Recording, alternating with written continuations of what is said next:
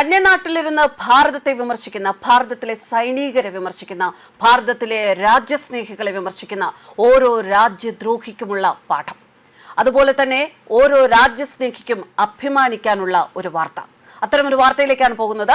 പഹൽഗാം ഭീകര ആക്രമണത്തിൽ വീരമൃത്യു വരിച്ച മലയാളി സൈനികൻ രാമചന്ദ്രന്റെ മകളുടെ വീഡിയോയ്ക്ക് താഴെ രാജ്യവിരുദ്ധ കമന്റിട്ട സംഭവത്തിൽ യുവാവ് പോലീസിന്റെ പിടിയിൽ. എറണാകുളം നോർത്ത് പറവൂർ സ്വദേശിയായ മുഹമ്മദ് സനൂഫ് എന്ന യുവാവിനെയാണ് സൈബർ സെല്ലിന്റെ സഹായത്തോടെ പോലീസ് അറസ്റ്റ് ചെയ്തത്. ജമ്മു കാശ്മീരിലെ പഹൽഗാമിലുണ്ടായ ഭീകര ആക്രമണത്തിൽ ജീവൻ നഷ്ടപ്പെട്ട സൈനികന്റെ വിയോഗത്തിന് പിന്നാലെ അദ്ദേഹത്തിന്റെ മകൾ അച്ഛന്റെ ഓർമ്മകൾ പങ്കുവച്ചുകൊണ്ട് സാമൂഹിക മാധ്യമങ്ങളിൽ ഒരു പോസ്റ്റ് പങ്കുവച്ചു. ഈ പങ്കുവച്ച വികാരാധീനമായ വീഡിയോയ്ക്ക് കീഴിലാണ് ഇയാൾ അങ്ങേറ്റം അപകീർത്തികരമായ പരാമർശം നടത്തിയത്.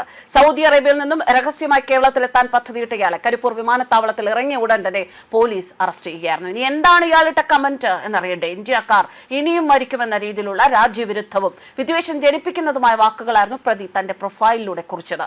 സംഭവം ശ്രദ്ധയിൽപ്പെട്ടതോടെ വ്യാപകമായി ജനരോഷം ഉയരുകയും നിരവധി ആളുകൾ ഇതിനെതിരെ നിയമ നടപടി ആവശ്യപ്പെട്ട് രംഗത്തെത്തുകയും ചെയ്തിരുന്നു. തുടർന്ന് ലഭിച്ച പരാതികളുടെ അടിസ്ഥാനത്തിൽ സംസ്ഥാന സൈബർ പോലീസും പ്രാദേശിക പോലീസും സംയുക്തമായി നടത്തിയ അന്വേഷണത്തിലാണ് പ്രതിയെ കൃത്യമായി തിരിച്ചറിഞ്ഞതും പിടികൂടിയതും.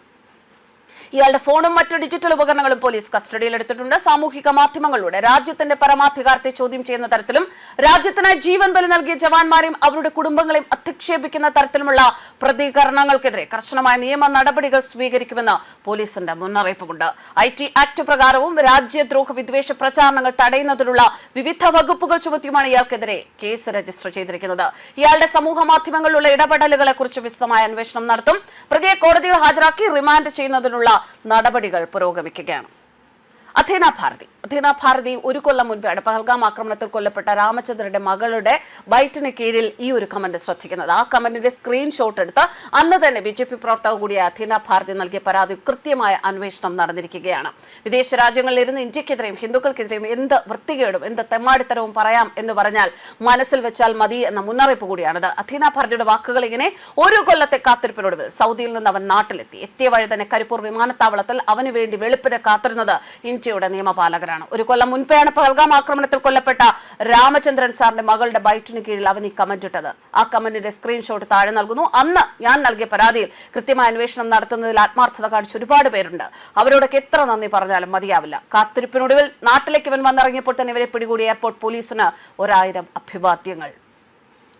അറബി നാടുകളിലിരുന്ന് ഇന്ത്യക്കെതിരെ എന്ത് തീവ്രവാദ പ്രവർത്തനം നടത്തിയാലും തങ്ങൾ സുരക്ഷിതരാണ് എന്ന് കരുതുന്നവരോട് ഒന്നേ പറയാനുള്ളൂ: ഇത് ഭാരതമാണ്. മതത്തിന്റെ പേരിൽ വിഭജിച്ചു കൊടുത്തതിന് ശേഷം മിച്ചമുള്ള ഭൂമിയിൽ സ്വസ്ഥമായ മതേതരത്വത്തോടെ ഉറങ്ങുന്ന മാനവഭൂമി. ഒറ്റ വാക്കിൽ പറഞ്ഞാൽ മരിച്ചാൽ നീയൊക്കെ ജീവിക്കേണ്ടുന്ന സ്വർഗരാജ്യം, അതാണ് ഈ ഭൂമി. അഥീന ഭാരതിയുടെ ഈ വാക്കുകൾക്ക് താഴെ, ആ വാക്കുകൾക്ക് അഥീന ഭാരതിയെ അഭിനന്ദിച്ചുകൊണ്ട്, അഥീന ഭാരതിയുടെ ഈ പ്രവൃത്തിയെ അഭിനന്ദിച്ചുകൊണ്ട് മുൻ സൈനികൻ കൂടിയായ ഭാസ്കരൻ നായർ അജയൻ അദ്ദേഹം എഴുതിയ വാക്കുകളാണ് ഏറ്റവും കൂടുതൽ പറഞ്ഞത്. ന്യൂസ് ഡെസ്ക് കർമ്മ ന്യൂസ്.